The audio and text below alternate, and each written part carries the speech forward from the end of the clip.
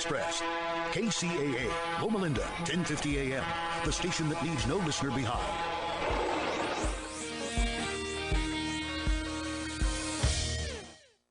At KCAA, whateverworks.com, all one word. Shout out to Secondhand Sam up in Ukaipa, and shout out to snjradio.com. There you go. If you guys listen to SNJ Radio, you guys can hear me and Kyle during our little breaks and liners before each song. And if you go to our website, KCAA, whateverworks.com, there will be uploaded videos and appointed shows that are going to be in the near future. So tonight we have a special guest. He is a professor at UCLA. His name is Matthew Budoff. Did I say the last name correctly? That was perfect. Awesome. There we go. There you go. And how you doing, sir? All good. All good. How are you? You know what? I'm not I'm not gonna lie. My stomach, it's very sharp pain right now. I've been feeling bad all day, so hopefully I can make it through this hour with you guys. So Matthew, can you please give the audience a little background about yourself? Yeah, I'm a preventive cardiologist, so I work on trying to keep people healthy and trying to do heart smart things for people to have a nice long life. And what is Heart Smart? Is that like a website, app, a program? Well, no. It's just trying to be good about what you eat, exercise, things that will help you avoid having heart disease as you get older. So, good diet, good exercise, and sometimes supplements or medicines to help with different problems. And what do you think is the most important thing to have a healthy life? Well, exercise is definitely the best of all the things that you can do. If you can exercise at least 3 days a week, 20 minutes a day, you'll live longer, you'll have less diabetes, less heart disease, less high blood pressure. It'll help you in many ways.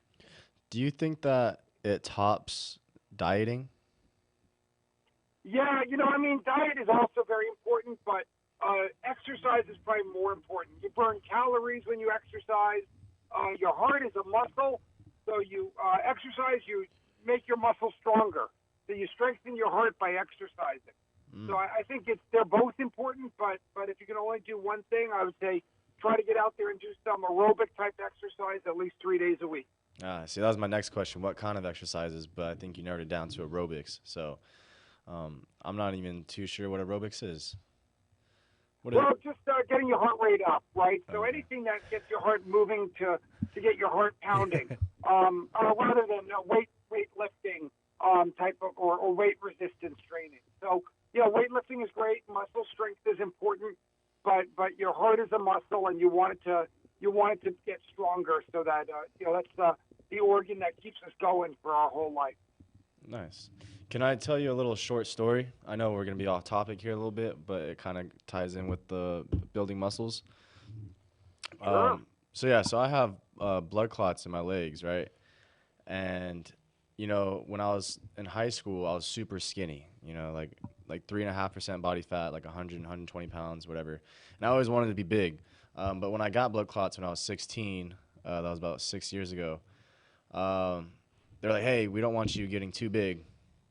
And especially because my blood clots, like what my body did was it rerouted my veins, right? So now I have superficial veins that bulge out of my skin rather than my primary veins because they're now sealed off because my body kind of like saved my own life, And so when it comes to calf raises, I really can't do calf raises because, correct me if I'm wrong, but when you build muscle, your muscle needs room to grow. So therefore, it puts a strain on those veins because they're getting quote unquote squished, right?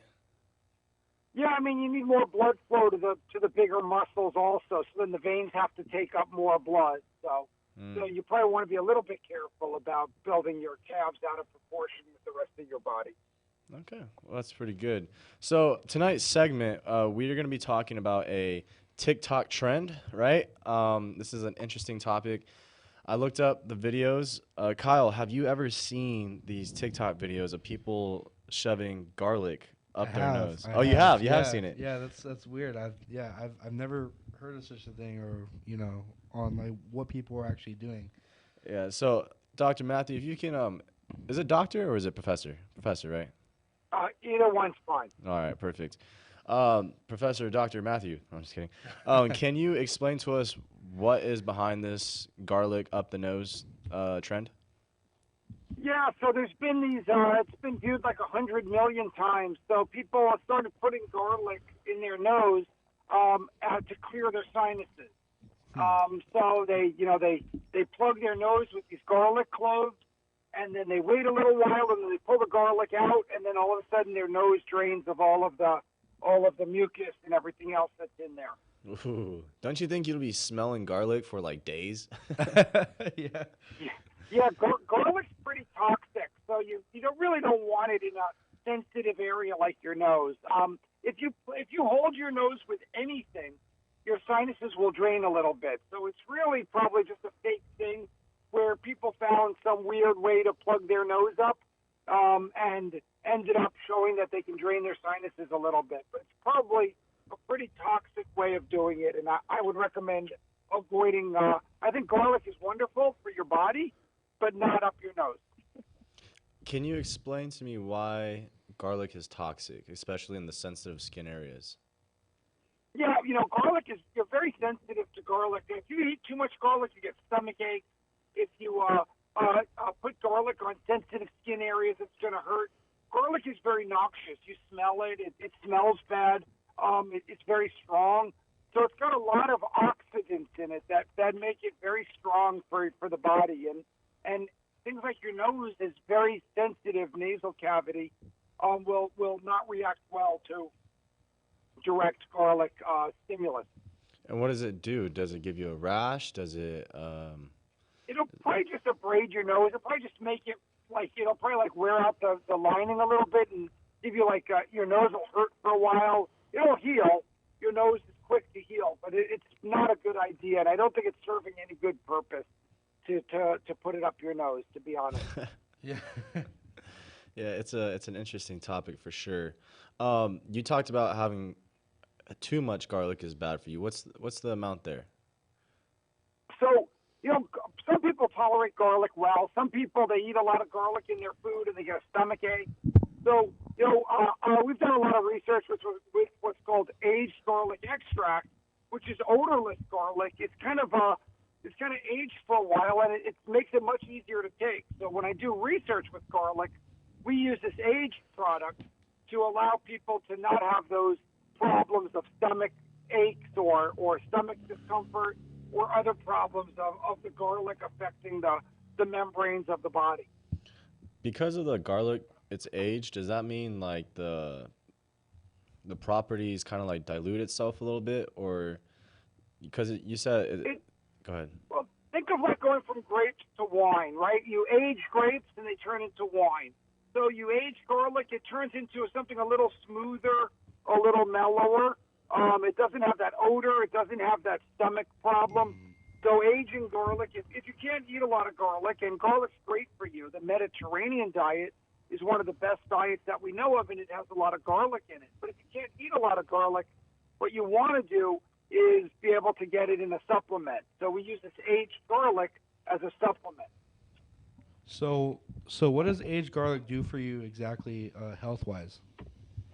Yeah, so it lowers your blood pressure. It'll help with your cholesterol. A lot of the work that I've done in cardiology is to show that it slows down plaque buildup in the arteries.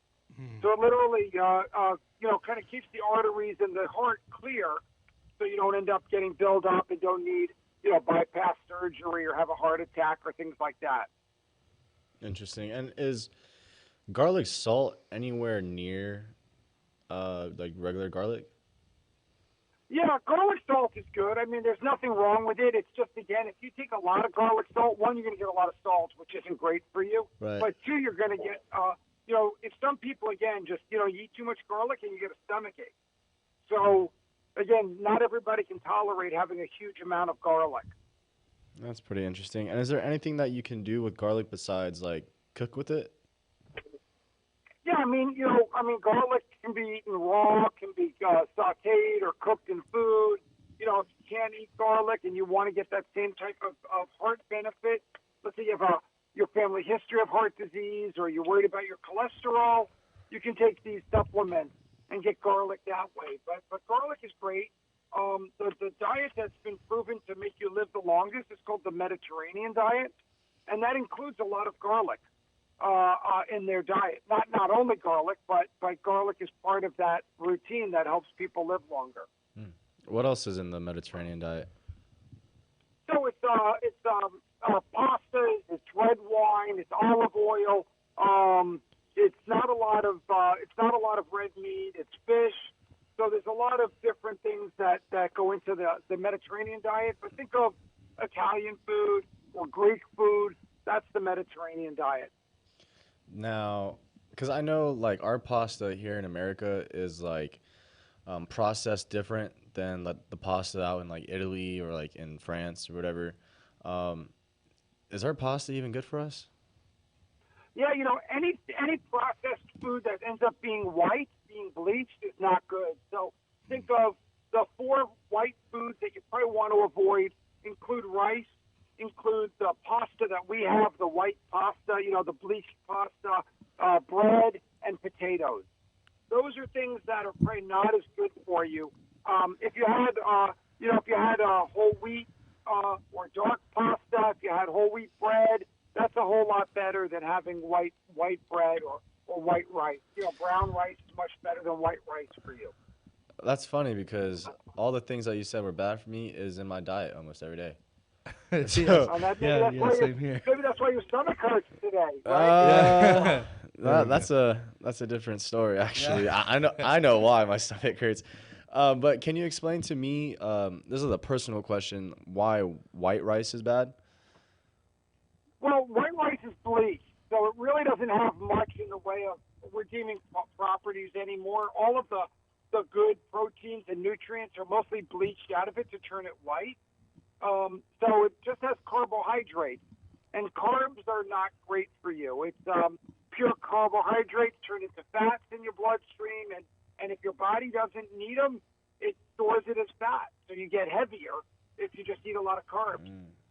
So when you're eating, when you're at a Chinese restaurant and you have that extra bowl of white rice, that's just going to turn into fat later that night if you don't need those carbs for any reason.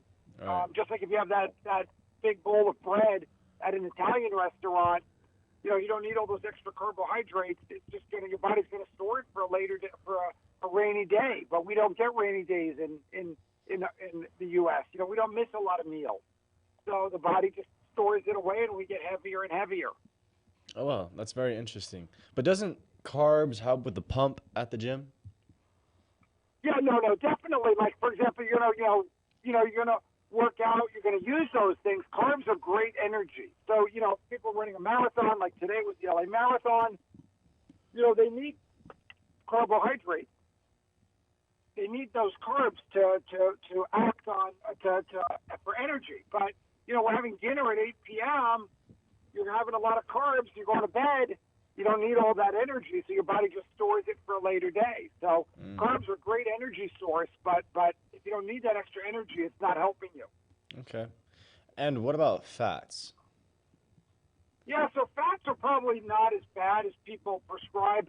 Fats in the body, it's not great. You don't want to have like a super fatty meal all the time. But carbohydrates actually turn into fats in the bloodstream. So people avoid fats and eat a lot of carbs. Like a vegan diet could include things like French fries and rice. And you can end up gaining quite a bit of weight, and your cholesterol will go up if you're on a vegan diet, if you're not eating right, because your body turns it into fat. Are there foods that cross-cancel each other out in terms of like the benefits and nutrition? Such as like... Well, because my brother, he likes doing all this weird stuff, and he just looks up random facts. Timmy, yeah, you know who I'm talking about. So he was doing research on like which vitamins to take with each other and which ones you shouldn't take with each other, because they kind of like counterbalance itself out or something. Most vitamins are good for you. You can argue, when to take them, but in general, getting extra vitamins in your diet through nutrition or through a supplement like a multivitamin is not a bad idea. Okay, speaking of bad ideas, what do you think about a liquid diet? Yeah, I mean, I just don't see the benefits, to be honest. I mean, there's nothing specific that makes our body not be able to digest solid food. So there's nothing special about putting it all into liquids that would be especially good or bad for you. It's what you eat, not how you eat it, that matters most.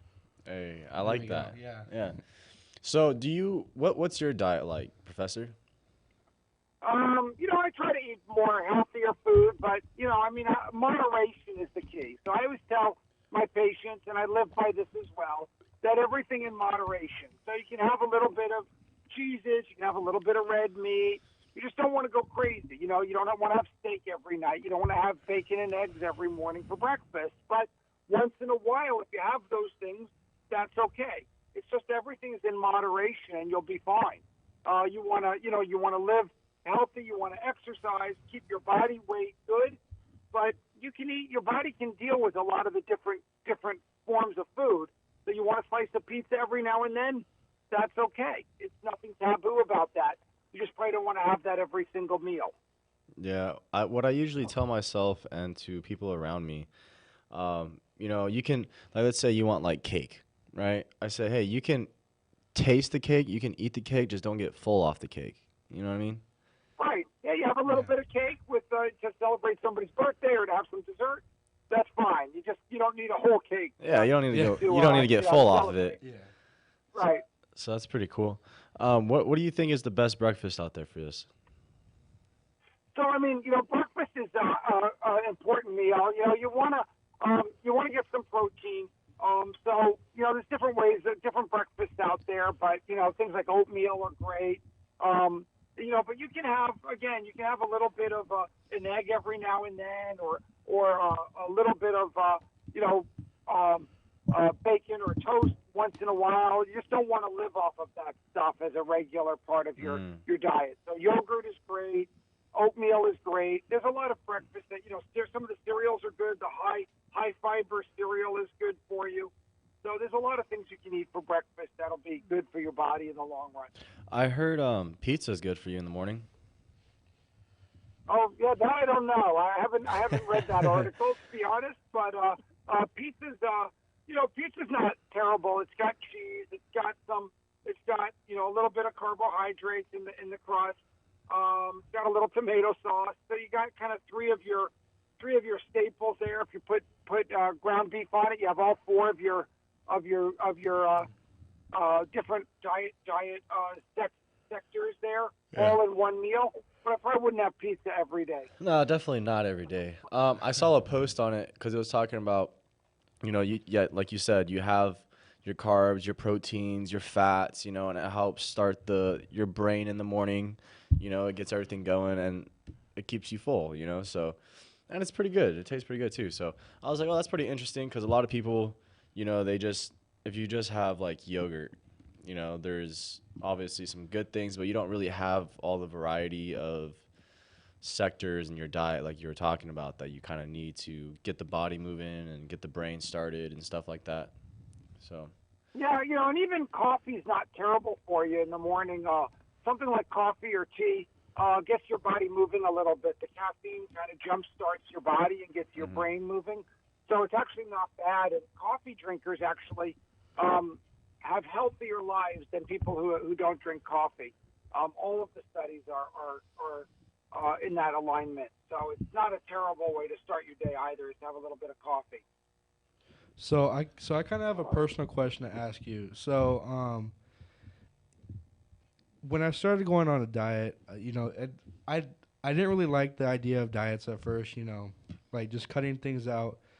I was actually talking to Sam's brother Timmy. He's like, well, you don't have to cut things out. Maybe you can substitute it first and then substitute something else. So I actually cut burgers out completely. I actually have one maybe every couple weeks, but that's it. But I'm trying to cut it out completely. And so instead of having a burger, I might have a steak, for my protein. What's a better? Burgers are probably not great. Yeah, Yeah. burgers are probably not great for you. They tend to be fattier meat. And when you have a lot of that saturated fat, a lot of that grease that goes with food, it's not ideal. So yeah, steak, a lean steak is probably better than a burger in most settings. And But again, and so once a week, you don't want to be having it every night. right, yeah. I actually lost 35 pounds just cutting burgers out almost completely. There you go. Wow, good for you. How often Yeah. did you eat burgers, Kyle? I used to eat burgers like at least once every other day, like a lot. I used to eat it a lot because I was traveling a lot. I traveled to different stores for my company. Now I'm at one store, so I used to eat fast food almost every day. So I cut burgers out completely, and I went to steak. But steak's a little more expensive, though, no? Yeah, it's a little bit more expensive, but it's actually, with my promotion and stuff like that, it's actually a pretty good boundary for at least me right now, or at least getting a steak sandwich like from like Bravo Burger or somewhere. Hey. It's not that much more expensive. Right. Maybe like $2 or $3 more. But the question I have for you was, if I were to substitute steak out for something else protein, what would be a better protein than steak? So, chicken, turkey would both be better. Fish is the best protein.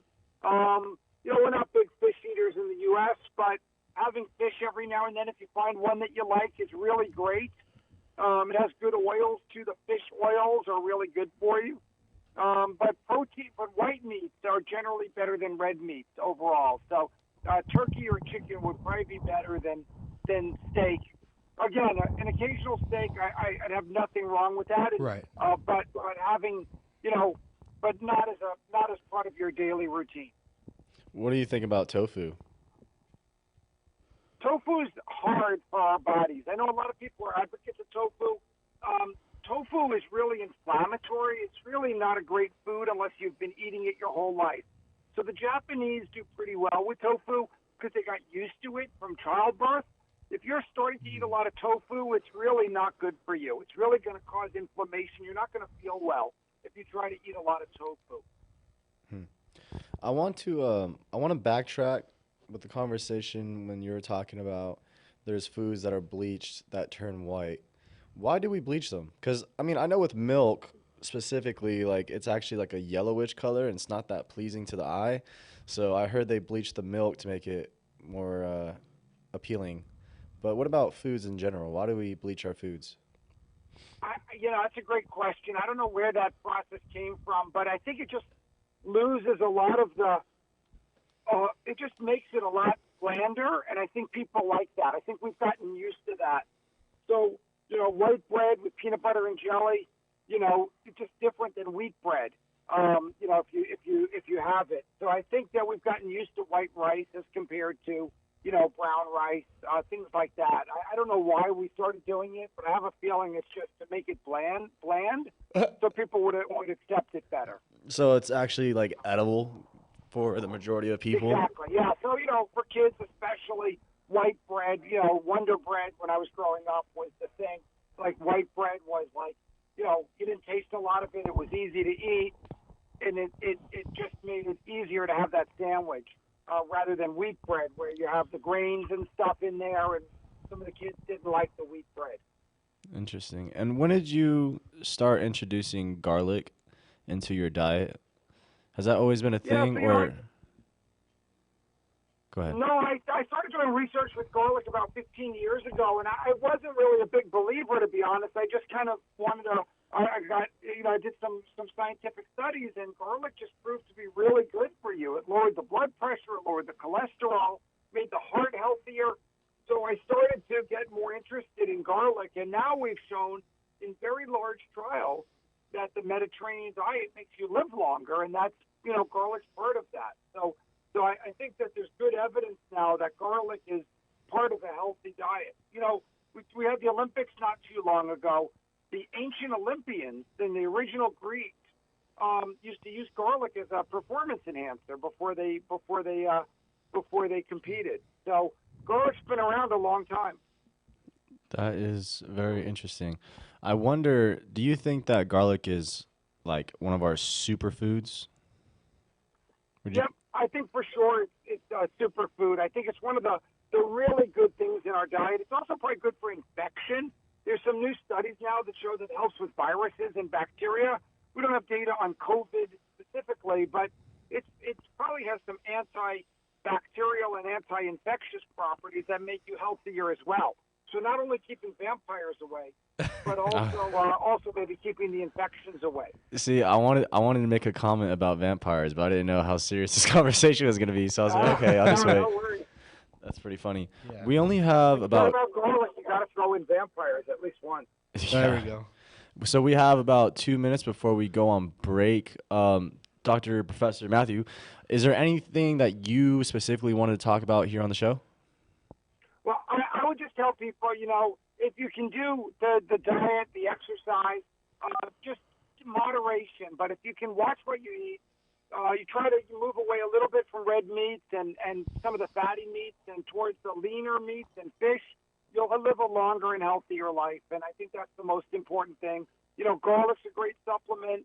There's other superfoods as well, vegetables and fruits. But don't be afraid of changing your diet up a little bit, especially as you're getting older into middle age in the 30s, 40s, 50s. You want to start thinking about this because heart disease is the number one cause of death for men and women in the U.S. And we just don't want to suffer that fate if we can, be a little smarter earlier in life.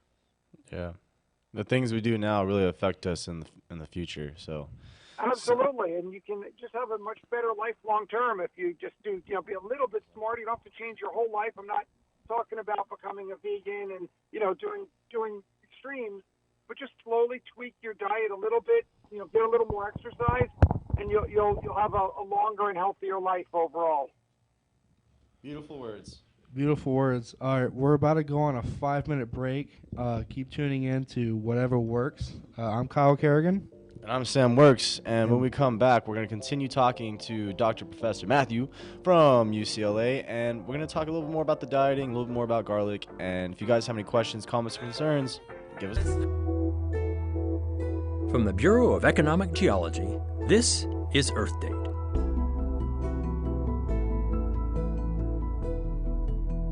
Lithium, the lightest metal, has transformed our rechargeable battery technology. But it can also be transformative in the human mind. Its powers were recognized by early cultures, from the Greeks to Native Americans, and for decades it has been used as a pharmaceutical drug. Lithium is highly reactive. It's one of the few metals that will easily burn. If you try to put it out with water, it reacts violently as it splits off hydrogen gas, which also burns. When lithium burns, it creates a crimson light, which you've seen whenever you've watched a fireworks show. Lithium makes their signature red color.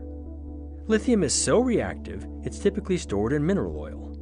But when it enters the human body, often as a much less reactive lithium salt, its incendiary personality does a 180. In a process we don't completely understand, it seems to moderate the flow of electricity and promote the overall health of our nervous system. The result is a calming effect. This has led doctors to prescribe lithium as a successful treatment for bipolar disorder. Studies have even found that cities and towns with higher levels of lithium salts in their groundwater have markedly lower levels of depression, suicide, and violent crime. A very surprising fact, which has led some scientists to recommend that lithium be considered an essential nutrient. It may be time to take a closer look at this ancient remedy. I'm Scott Tinker, and thank you for listening. Earth Date is produced by the Bureau of Economic Geology at the University of Texas at Austin. Earth Date is researched by Julie Hennings, written by Harry Lynch, and distributed by Mark Blunt and Casey Walker. For more stories, follow us on Facebook or visit earthdate.org. Bob Vila here with my home improvement tip of the day. If you're in the dark about some of the latest advancements in flashlight technology, here's a quick summary. Conventional flashlights, which rely on bulky D-size batteries and bulbs with filaments, are increasingly being replaced by lights with LEDs. That's light-emitting diodes, or lights with fluorescent bulbs. Unlike other lights, LEDs have no filament to burn out. Instead, they're powered by tiny semiconductors. LEDs draw only a minuscule amount of power, so batteries last much longer than in conventional lights. Fluorescent lights are also taking an increasing share of the market. They're especially popular in lantern-type products. With their elongated fluorescent tubes, they put out a lot of light, so they do a good job of illuminating larger areas, say your dining room during a power outage. Fluorescents do take a lot of power, though, so you'll want to keep plenty of batteries on hand. Get more info at bobvila.com and right here at home with me, Bob Vila. Silva & Silva Law is here for all your living trust needs. As attorneys, it's hard to tell someone it's too late to draft a will or living trust. Planning for one's final wishes is never easy, and the last thing you want to do is leave a mess for your children to clean up, or even worse, have to go through the probate process. Silva & Silva Law is a father-daughter law firm located in downtown Redlands. Find us on Facebook or call 909-798-1500. 909-798-1500. Have your revocable living trust drafted by an experienced attorney and tailored to your specific needs. Call Silva & Silva Law, 909-798-1500. Hello, this is Nathan Mumm from Tech Time with Nathan Mumm. We are excited to announce the growth of our radio program. Tech Time Radio with Nathan Mumm is now on KCAA AM 1050. We're going to be airing on Fridays from 4 to 5 p.m. We welcome our 25 million radio listening audience to an hour of insightful technology information with a little whiskey on the side. Mike and I have been providing a segmented technology show for over 2 years now with a funny spin. So visit techtimeradio.com and make sure to say hi as we join your local radio station. Sam Works. I'm Kyle Kerrigan. And we have a guest, Dr. Professor Matthew Budoff. He's from UCLA, and we're talking about diets and how garlic is very beneficial. And if you guys are just tuning in, I suggest going back and re-listening to it. You guys can go to the KCAAradio.com website, click on my podcast, download, upload, listen to it live. Sorry, not live. You can do it live right now if you go. Also, we have our website as well, KCAWhateverWorks.com. It's going to be uploading our previous shows, our current show. As well as all our social media links. Yes, so if you want to shout that out as well. KCAWhateverWorks.com. That's KCAWhateverWorks.com, all one word. Yeah. And if you guys have any questions, comments, or concerns, please feel free to call in at 888-909-1050. That's 888-909-1050. Like I said, we're talking to Professor Matthew about garlic. Now, garlic is a popular vegetable that has been the subject of over 4,500 study abstracts that can be found in the National Library of Medicine, showing it can successfully treat more than 150 chronic diseases, including infections and heart disease. If used properly, and I have to say that again, if used properly, because what we were talking about earlier in the beginning of the show was people on TikTok with 10 million people doing it. They've been shoving up garlic cloves up their noses to release all their sinuses and get all the snot out of their nose. Highly do not recommend. Right, Matthew? No, absolutely. There are good ways to use garlic, and that's probably not one of them. Yes, and if used properly and in the right amounts, garlic, specifically aged garlic extract, can be beneficial for colds and flu-like symptoms and also protects against bacteria and viruses. Budoff's research shows that aged garlic extract can dramatically improve heart health, reverse early heart disease, and prevent strokes and heart attacks. Now, this seems like a very strong conversation because it's talking about our health, your guys' health, and we all want to live longer, even in this crazy world that we're living in now. Yeah. But strokes are not fun. Heart attacks, they're pretty scary. So tonight's segment, it's mainly to get you guys educated on what foods, what diets, and what you guys should really be doing to prevent this. Correct me if I'm wrong, Professor, but strokes and heart attacks are increasing almost every year. Yeah, unfortunately, even before, COVID and all this stuff, we've seen an increase in heart attacks and strokes.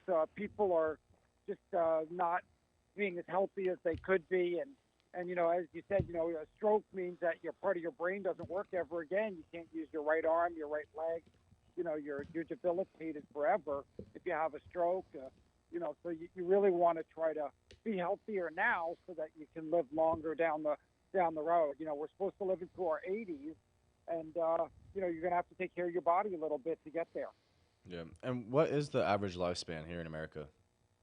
Yeah, so it's in the 80s. It's going down a tiny bit because of diabetes and heart attacks, but we're probably supposed to live into our early 80s on average. So women a little longer than men, but we should make it to 82 or 85 for men and women. That's what we're all hoping for, right? Yeah, nice long life, and obviously we all know some people who've made it to 100 or even more. So, it's important to do that. So you're also the endowed chair of Preventative Cardiology at Harbor UCLA Medical Center. What exactly is preventative cardiology as opposed to regular cardiology? Yeah, so we try to prevent the first heart attack and stroke. A lot of cardiology, heart disease is reactive. People get a heart attack and then we treat them, or people get a blockage and we put in the stent. I'm trying to get them to eat healthier, to be healthier, to exercise more, get their cholesterol under control, so that they prevent the first heart attack. So that's the kind of just kind of an earlier approach to heart health. What are some early signs that our body gives us signaling that we might have a heart attack? Yeah, so classically it's pressure in the chest, but it could be shortness of breath unexpectedly. You try to exercise, and all of a sudden you're more limited than you used to be. Some people get numbness in their left arm. The heart is on the left side of the body, and when you put your Pledge of Allegiance, you put your hand over your left heart on the left side of your body. So sometimes your left arm goes numb. But it's usually shortness of breath or pressure in the chest, like you feel like a weight on your chest unexpectedly. Now, is that before the heart attack happens, or is that during? Well, that could be the beginning of it, or that could be a warning sign that things are starting to get blocked up, that the heart is not getting enough oxygen. Okay, and what about strokes? Are there early signs of strokes? Yeah, strokes, unfortunately, are sometimes more debilitating. So we talk about fast as the kind of the term. So fast means face. Your face may droop a little bit, or you may have the face may not be as reactive. You smile, and one side of your face doesn't go up as much as the other side. A is arm. Your arm could get weak.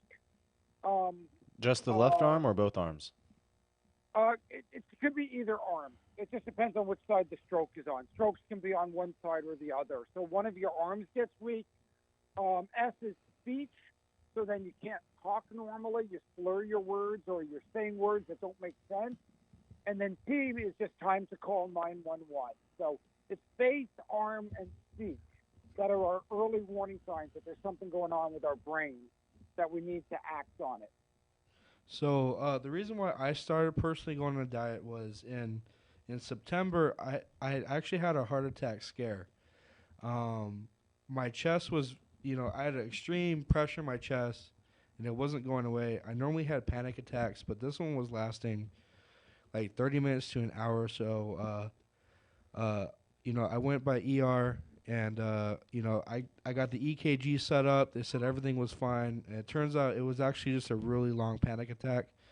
But it got me thinking about, my own health and different things like that, which is why I started substituting foods and other things like that.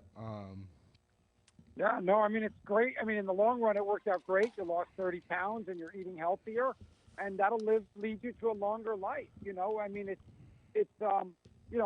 I'm glad it wasn't anything more serious than a panic attack. But right. Some people do need a wake-up call to kind of act better, Yeah, and unfortunately, some people don't get a wake-up call. No, and some people just drop dead. The first sign of a heart attack is that they just die, and that's it. Yeah. So that's why I work on people to be preventive. We don't want to wait for those symptoms. We want to be a little smarter earlier. Right. And get people on the right road. So, with your experience, what actually got you interested in this type of learning and knowledge and research? Have you ever experienced any of these diseases or strokes or heart attacks that made you, get into the field that you're in now, or was it just like a passion of yours? Yeah, no, it was my dad. My dad had early heart disease and ended up needing bypass surgery and ended up dying younger than he should have. So, I think it was a family experience that kind of got me interested. But, I think it's so easy to make slight life choices early. It just kind of changed the trajectory of where you're going, and again, I'm not recommending anybody do anything extreme. I'm not saying anybody needs to start running the marathon or anyone needs to become a vegan or anybody needs to never eat red meat again. But just start tweaking your diet a little bit, start exercising a little bit more, and you'll benefit from that in many ways. And hopefully you'll feel better. You're carrying around less weight. You feel better. You're not carrying around a backpack with an extra 30 pounds every day. Right. You know what I think I wouldn't say the issue or problem, but I'm going to say that. What the problem is people or humans, they like that immediate gratitude, that immediate satisfaction. So when it comes to like dieting and stuff, yes, everyone wants to live longer, or everyone should want to live longer. And yes, everyone wants to eat healthier, but it's really not, I guess it's perspective, but junk food tastes better than healthy food, and not only that, Professor, fast food is cheaper than healthy food. Yeah. And it's a big problem. You're right. I mean, it's cheaper and easier and probably tastes better to go to McDonald's or one of those fast food restaurants than to have a healthier meal. But the reality is you just got to think about the long-term implications. And, it's tough. I agree with you. We've made it too easy. And when we started exporting fast foods to other countries like Asia, they started getting heavier. They started eating McDonald's and Burger King and Kentucky Fried Chicken and all of that. And, so that was one of our major exports, unfortunately. But you're right. It is easier and tastes better probably for many people to eat fast food. So you just got to moderate that a little bit. You got to think of that as a treat and not as a daily meal. Okay. And hey guys, I'm going to have to run soon. I apologize. But I'll be glad to come back on at some point. Yeah, of and course. Talk more to you guys. I would, yeah, definitely. Professor Matthew, I appreciate you coming on the air. And we'll stay in contact, and I'll have you in the next couple of segments or so, and then we can talk about other things that you want to talk about. That'd be great. Well, you guys be well and be healthy, and have a great rest of your show. Thank you, Doctor. Thank you. Have a wonderful day. All right. Take care. Silence. And that was Professor Matthew Budoff from UCLA. That was honestly a pretty good topic. I like talking about diets and health and everything like that. Kyle, did you learn anything from tonight's show? Yeah, I mean, I didn't know that there was any negative effects to garlic. Yeah. Because I feel like a lot of people just talk about the benefits. Right? They don't. Yeah. They never talk about the bad things of it. Yeah. So I mean, like just eating too much garlic, or even going too hard on the Mediterranean diet can have a negative effect. Speaking of going too hard and having negative effects, so spinach, right? Dark greens, they have a lot of iron in them, right? And what does iron do? It thickens your blood. Okay. So when I got my blood clots, my superficial veins, they're not as prestiged as your primary veins, right? They're a little weaker. They kind of function differently. But they're like, hey, don't eat too much greens. Wow. I'm like, what? Because, I have blood clots and they don't want my blood clotting. So it's like, why thicken your blood, Right, exactly. Which is interesting. So since we're talking about like health and everything like that, do you know the difference of what your heart does when you go through cardio and HIIT training? So cardio is like 15 minutes, constant pace, right? And then HIIT training is you sprint, you walk. Yeah, it goes high and you then sprint, you walk. So what does the heart physically do, or what happens to the heart when you go through those two things? Do you know? I have no idea. Okay, so it's actually kind of interesting. So when you do cardio and you have that constant motion, that constant pump, your heart is constantly beating, okay? Yeah. It actually stretches out the heart. Okay. Okay? When you do HIIT training and you're going high in the cardio and then you stop and then you go high again, what it does, it actually thickens the heart because when you're going high and then you suddenly stop, all that blood flows into your heart, but it doesn't keep going, right? Because you slow down. So strength versus conditioning. Yes. Oh, okay. So for those of you out there who didn't know that, well, now you know. But yeah, it's actually really interesting. You know, just food in general, you know, like spicy stuff, like peppers and all that, you know, they start up your metabolism faster, you know? Yeah. I think it's called capsaicin. Yeah, capsaicin. That's what it does. That's what it is. That does your metabolism. Also, celery. Celery. Did you know that you actually burn more calories eating celery? Really? Than the celery itself? Yeah, because there's not that many calories in the first place in celery. So the motion of you chewing it and eating it, it's actually burning more calories than you're intaking. So it's actually called a negative calorie. That's interesting. Yeah. And, you know, there's just little fun facts out there. I don't know. Do you have any new ones? Any other ones? No, I'm actually just trying to learn from your brother, actually, you know, on how to live healthier. And without getting too much into detail, there's a lot of health problems that my dad has. And so I'm trying to get healthy for both of us. And if I buy foods that are healthy in the house, he's more inclined to eat them. Right. So as opposed to if we go out or if we, you know, or if I have him buy food. So I'm trying to bring more stuff in, like vegetables, fruits, you know, things like that. So if we do snack, we're snacking on healthier things as opposed to, you know. And how often do you guys go out to eat? Do you guys slow down on that, or? Yeah, we slowed down a lot. We used to go out to eat like 3 times a week. That's pretty good. I mean. But now it's about once a week, typically on my days off. Hey, there you go. Nice little treat, like what Professor Matthew was saying.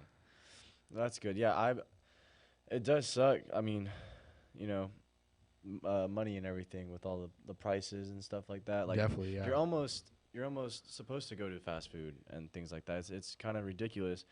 But I just hope that, you know, the people that are listening on the air tonight got, you know, some good information, or even opened your mind up, or got some curiosity going, because health is a big thing in life. And if you're not healthy, then okay, yeah, we have a caller on the line. Go ahead, put her through. Hello. Hello. Hey, can you hear us? Hi. Yeah, I can hear you. Hi. Do you have a? I was actually laughing at the vampire part. You're laughing at the what? The vampire part. Oh, the vampire part. Because when I go camping and hiking, I usually do not get mosquito bites. And I swear to you, it's because I eat a lot of garlic. Every time you go camping, I eat garlic? usually don't get bit because I eat a lot of garlic in my diet. Mm-hmm. So I've heard if you eat a lot of garlic in your diet, it kind of is in your pores. It probably comes out of your pores, and you probably smell like garlic. And mosquitoes don't bother me. And then, anyways, I was doing some research, and you can actually make mosquito repellent by putting garlic in like oil and putting it around the camp. Huh. Oh, okay. And it actually kills mosquitoes. That's pretty interesting. Something like that's pretty interesting. Learn something new every day. Yeah, I like that. Have you done that before? No, but I'm going to try it. But I'm like, maybe that's where this whole vampire thing came out. You know, like vampires suck your blood. Yeah, it's like, just too strong, too potent. That's good. There's something to that.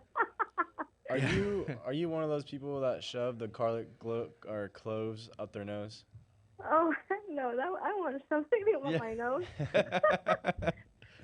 I'm a teacher, and I have kids shoving erasers up their nose. Are you kidding? Oh, man, that's no bueno. I don't think it's a good idea. That's funny.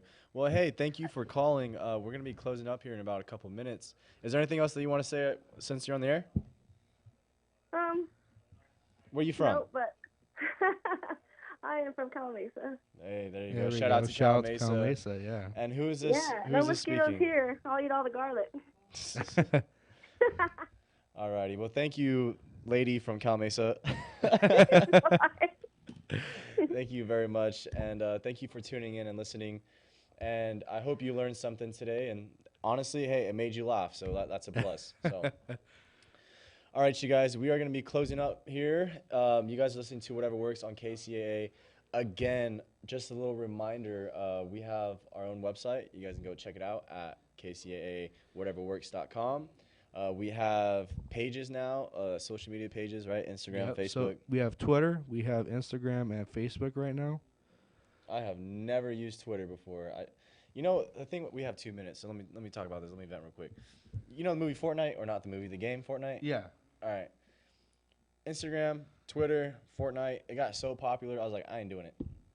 Really? Yeah, and honestly, it's probably dumb of me because I got to be with society, especially if we're like on the radio and trying to promote. Definitely. But it's just like, man, you know, or like the movie Frozen, you know, one hit wonder. Like I ain't watching Frozen. Actually, I've seen it. It's pretty good. Yeah. All right, you guys, go check us out. Listen to us next week. Stay tuned. We got another good show coming up right now. It's the Ferran Doja show, right? Yep. That's what he says. All right, you guys, thank you so much for coming in, and I'll speak to you guys next week. I don't have any guests coming in next week, so if you guys want to be a part of this, or if you guys have something that you guys want to talk about, please. And it is my last Sunday. Thank you so much. My show's gonna be on Monday nights at 8. So starting in April. This segment sponsored by the generous support of the Dream Team. Looking for the keys to something bigger and better? Downsizing or relocating to the perfect spot? Oscar Ramirez from Century 21 Lois Lauer Real Estate and Matt Flores from Secure Choice Lending are here to help you sell or buy with their trusted and experienced knowledge and advice. People are calling Oscar and Matt at 951-751-3249. That's 951-751-3249. Real estate and loan advisors Oscar and Matt can give you a no-cost consultation. You don't have to buy anything. Matt and Oscar can help you figure your way through the complicated real estate market. Email Oscar at loislauer.com or on Instagram at Oscar Ramirez Garcia and Matt Flores at securechoicelending.com. Don't let today's